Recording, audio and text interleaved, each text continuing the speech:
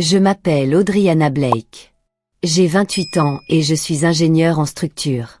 Je suis habituée à la pression, au chaos, au délai qui écrase 20 personnes en une seule. Je passe plus de temps sur des chantiers poussiéreux que dans mon propre lit. Mais ma maison, c'était la seule chose qui rendait ma vie stable. Un endroit qui sentait le calme après de longues journées, comme la vie que je m'étais construite. Ou du moins, c'est ce que je pensais. Parce qu'aujourd'hui, ma maison ne m'appartient plus. Je venais de rentrer d'un voyage d'affaires de 3 semaines, le genre où l'on survit grâce au café d'aéroport et à 3 heures de sommeil, où votre dos fusionne avec les sièges d'avion et votre boîte de réception grossit comme une tumeur. Tout ce que je voulais, c'était une douche, mon canapé et mes propres murs autour de moi. Mais quand j'ai tourné dans ma rue, quelque chose s'est brisé en moi.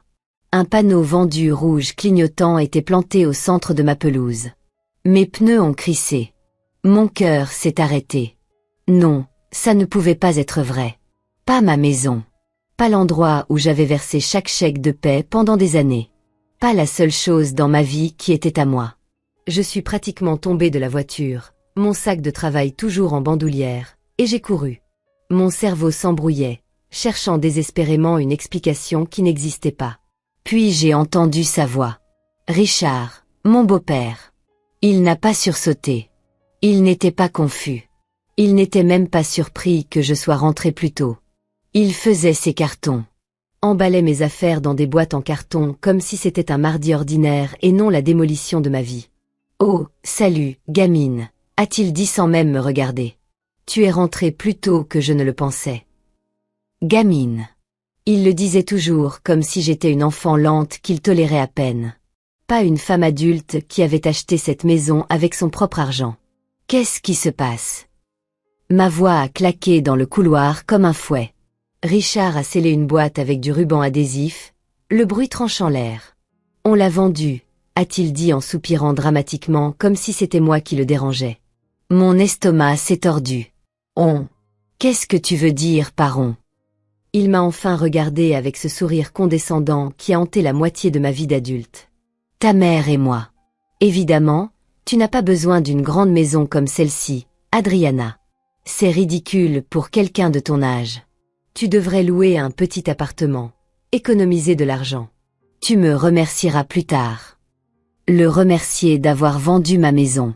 Les bords de ma vision se sont brouillés de rage. Richard, c'est ma maison. Je l'ai payée avec mon salaire. Tu n'avais aucun droit. Il a ri. Il a vraiment ri. Tu crois que tu as fait ça toute seule, a-t-il dit en me tapotant l'épaule comme si j'étais un bébé.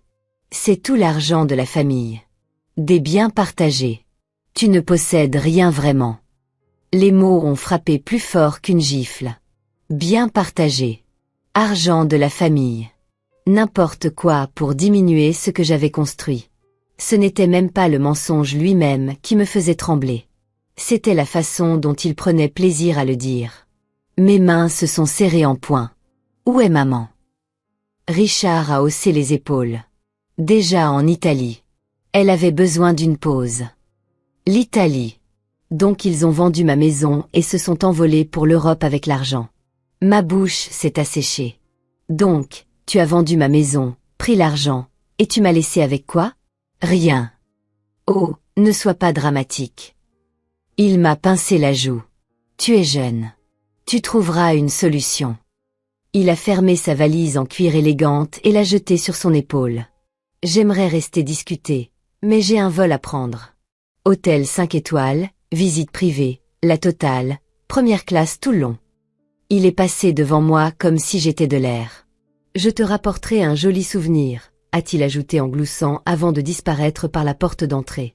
Et juste comme ça, l'homme qui m'avait tout volé est monté dans un avion pour l'Italie, sirotant du champagne à 10 000 mètres d'altitude, pensant avoir gagné.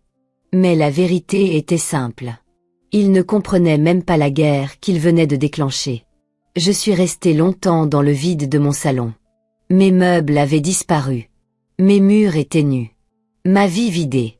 Le silence était violent, comme si la maison pleurait avec moi. Une partie de moi voulait hurler jusqu'à ce que le monde se fissure. Une autre partie de moi voulait se recroqueviller et se briser. Au lieu de cela, j'ai pris mon téléphone. Maman n'a pas répondu. Pas la deuxième fois. Pas la troisième. Pas la 4e. Au 5e appel, je tremblais tellement que j'ai dû m'asseoir. J'ai envoyé un SMS. Maman, appelle-moi maintenant. 3 points sont apparus, puis ont disparu, puis sont réapparus. Enfin, un message. Je ne veux pas faire ça par téléphone. On parlera quand je serai rentrée. Parler quand elle sera rentrée. Après avoir vendu ma maison sous mes pieds. J'ai rappelé, le souffle tremblant. Cette fois, elle a décroché. Adriana, je n'apprécie vraiment pas le ton de tes messages. Sa voix était calme, plate, détachée, comme si j'étais irrationnelle. Tu n'apprécies pas mon ton. J'ai ri, un son laid et tranchant. Maman, tu as vendu ma maison. Elle a soupiré. Ma chérie, Richard et moi en avons parlé, et nous pensons vraiment que c'est pour le mieux. Pour qui? Pour toi, évidemment. Une maison comme ça, c'est trop pour une fille de ton âge. C'est grand, cher, trop d'entretien. Tu travailles tout le temps. Quel est l'intérêt de garder un endroit que tu utilises à peine? Ma vision s'est brouillée. Je serrais le téléphone si fort que mes doigts me faisaient mal. Maman, j'ai acheté cette maison. J'ai choisi ses responsabilités. Tu es encore jeune, a-t-elle dit avec condescendance. Tu n'as pas besoin d'une immense maison pour l'instant. Richard a trouvé quelque chose de bien plus adapté. Un petit appartement moderne en ville, abordable, facile à gérer. On pourra t'aider à t'installer quand on sera rentré. Un appartement. Ils ont volé ma maison et maintenant ils voulaient me vendre une régression comme une sorte de cadeau. J'ai calmé ma respiration. Et le reste de l'argent? Silence. Eh bien, un peu est allé vers notre voyage, a-t-elle admis. Mais Audriana, c'est l'argent de la famille. On mérite tous un peu de bonheur, non? C'est à ce moment-là que mon cœur s'est brisé. Pas à cause du vol, pas à cause de la trahison, mais parce qu'elle croyait vraiment n'avoir rien fait de mal. Les 2 heures suivantes ont été un flou de documents, de signatures, de petits caractères, et puis je l'ai trouvé. Mon nom barré, retiré de l'acte il y a des mois. Ils ont attendu que je sois en mission, que je sois à l'étranger, que je ne puisse pas riposter. Puis ils ont refinancé l'hypothèque au nom de Richard uniquement. Légalement, il avait tout à fait le droit de la vendre. Au moment où je l'ai réalisé, l'argent avait déjà disparu. Les relevés de compte montraient tout. 450 000 € déposés, puis une série sanglante de retraits, hôtels de luxe, marques de créateurs, virements internationaux. Ils ont brûlé près d'un demi-million d'euros en 2 semaines. Toutes mes économies envolées. Richard pensait que je m'effondrerais. Il pensait que je paniquerais. Mais je n'allais pas crier. Je n'allais pas me briser. J'allais me venger. J'ai appelé 2 personnes. D'abord, mon avocat, samedi. Tranchant comme du verre, il déteste les hommes comme Richard. Ensuite, oncle David, le frère aîné de ma mère, le comptable de Richard, et le seul homme qui le méprisait plus que je ne pourrais jamais le faire. Richard a oublié quelque chose de très important. La seule raison pour laquelle il avait le crédit pour refinancer la maison en premier lieu était grâce à ma mère. Et il y avait quelque chose dans son historique financier qu'elle ne voulait jamais que Richard sache. Laisse-le avoir l'Europe. Laisse-le porter un toast à sa victoire volée parce que quand il rentrera, il n'aura plus un seul euro. Et c'est à ce moment-là que tout a basculé. Pas en faveur de Richard. Pas en faveur de ma mère. En la mienne. Parce que s'ils voulaient me donner une leçon, ils allaient en apprendre une à la place. Pendant 2 semaines, le monde m'a regardé et a vu une femme marchant à travers les ruines de sa vie. Mais à l'intérieur, quelque chose de plus froid, de plus tranchant, de plus précis s'était réveillé. Je n'ai pas crié. Je ne me suis pas effondré. Je n'ai supplié personne de m'aider. Je me suis simplement préparée. Pendant que Richard et ma mère trinquaient au champagne à Rome, j'étais assise dans un petit appartement de location avec une seule lampe allumée dans le noir, examinant des documents avec mon avocat, Sam, et attendant des nouvelles d'oncle David. Chaque nuit, la même pensée tournait dans mon esprit. Il pense que je suis impuissante. Bien.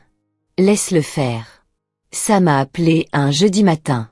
Audriana, a-t-il dit sur ce ton que les avocats utilisent quand ils sont sur le point de changer la vie de quelqu'un. J'ai trouvé quelque chose. J'ai fermé mon ordinateur portable lentement. Dis-moi. Il y a 2 jeux de documents de refinancement. L'un signé par toi et l'autre signé par quelqu'un se faisant passer pour toi. Ma mâchoire s'est serrée. Il a falsifié ma signature. Pas juste falsifié, dupliqué. Même trait, même pression, mais mauvais alignement. C'est bâclé. Il ne s'attendait pas à ce que quelqu'un l'examine. Ça m'a expiré brusquement. C'est une fraude hypothécaire.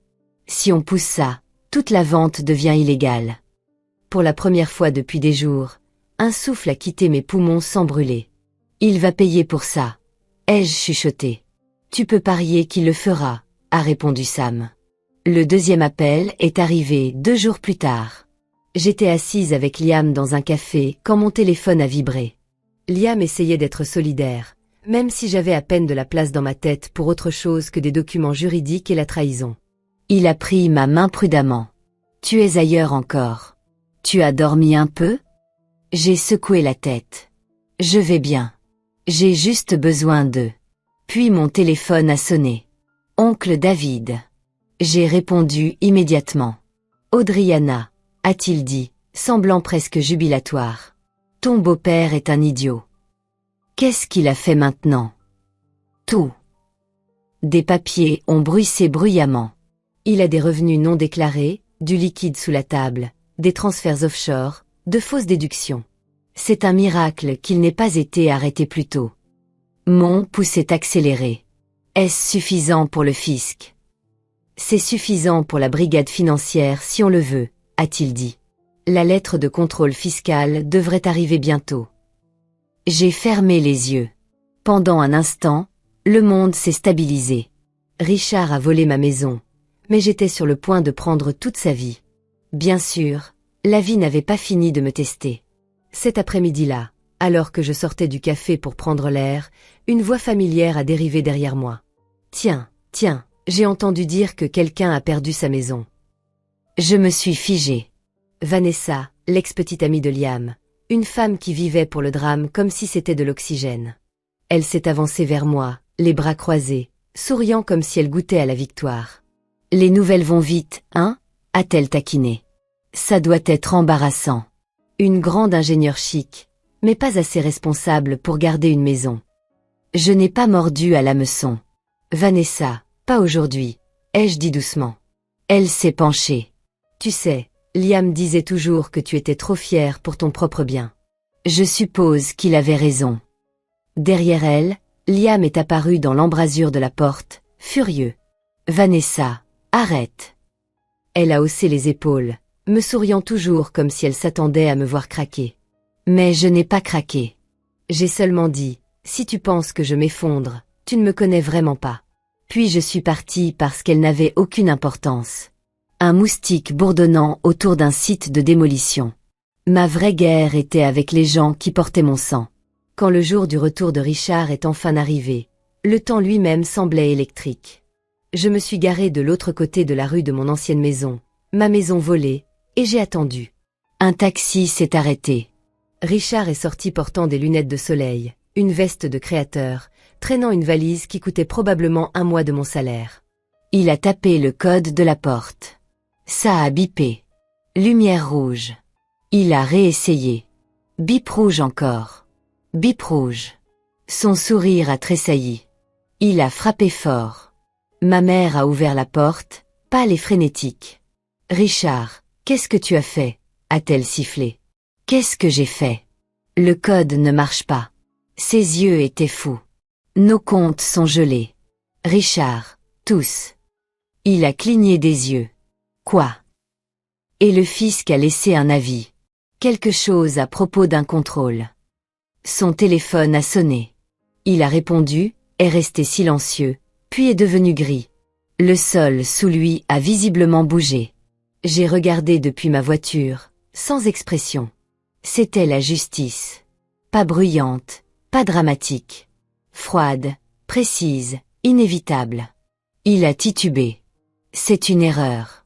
Ça doit l'être. Mais ce n'était pas le cas. Loin de là. Ce soir-là, ma mère m'a appelé. Elle ressemblait à une femme regardant sa vie lui glisser entre les doigts. Adriana, tu sais ce qui se passe. J'ai pris une gorgée de whisky avant de répondre. Toi et Richard avez volé ma maison. Elle a inspiré brusquement. C'était pour ton avenir. Tu es toujours débordé. Tu n'avais pas besoin. Arrête, ai-je dit. Arrête juste. Vous avez vendu la seule chose que j'avais construite pour moi-même. La seule chose que j'aimais. Sa voix s'est brisée. On a fait une erreur. Oui, vous en avez fait une. Et j'ai raccroché. À 23h47, quelqu'un a frappé à ma porte. Découlant, désespéré. Je savais qui c'était avant d'ouvrir. Richard. Ses cheveux étaient en désordre. Sa veste froissée, son visage creusé. Audriana, a-t-il croassé. S'il te plaît, juste un endroit pour passer la nuit. Je n'ai nulle part où aller. Je me suis mise dans l'embrasure de la porte, les bras croisés. Ce n'est pas ta maison. Je sais. Audriana, s'il te plaît. Je ne voulais pas que les choses aillent aussi loin. Tu as volé tout ce que j'avais, a-t-il dégluti. J'essayais de t'aider. En falsifiant mon nom? En siphonnant un demi-million d'euros? Il a tressailli. Dégage de ma propriété, ai-je dit doucement. Quand il n'a pas bougé, j'ai fermé la porte. Il a commencé à marteler. Sale gamine égoïste. J'ai pris soin de toi. Tu me dois tout. J'ai composé le 17. Il y a un homme devant chez moi qui me menace. Il a couru avant l'arrivée de la police, et c'est la dernière fois que je l'ai vu ailleurs que dans les journaux. L'effondrement a été plus rapide que je ne l'avais prévu. Le fisc a officiellement lancé l'enquête. Sam a déposé le dossier pour fraude. Ma mère a demandé le divorce par pure panique. Compte gelé. Entreprise verrouillée. Chaque secret que Richard pensait avoir enterré était maintenant en feu. Puis, oncle David m'a envoyé un SMS. Il a essayé de fuir le pays. Arrêté à l'aéroport. Passeport signalé. J'ai ri, vraiment ri, pour la première fois depuis des semaines. Richard Marshall, l'homme qui pensait posséder ma vie, était maintenant assis dans une cellule de détention, se demandant comment tout s'était effondré. Je n'ai pas seulement gagné. J'ai récupéré ce qui était à moi. Un règlement judiciaire, une nouvelle maison, la paix. Ma mère a essayé de s'excuser. Elle a laissé des messages vocaux, des SMS, des lettres. J'ai tout ignoré. Elle l'a choisi lui jusqu'à ce que cela cesse de lui profiter. Et moi, pour la première fois de ma vie, je ne devais rien à personne. Pas de culpabilité, pas d'excuses, pas de voix baissée, pas de rétrécissement pour correspondre à la version de quelqu'un d'autre de ce que je devrais être. Certaines nuits, je suis allongée dans mon lit avec la fenêtre ouverte, écoutant le calme, et je sais que je dors profondément parce que quelque part, Richard est bien éveillé dans une cellule, fixant le vide, réalisant la vérité. Il a volé ma maison. Mais à la fin, j'ai démonté toute sa vie, brique par brique. Si cette histoire vous a parlé, abonnez-vous à Les Liens du passé.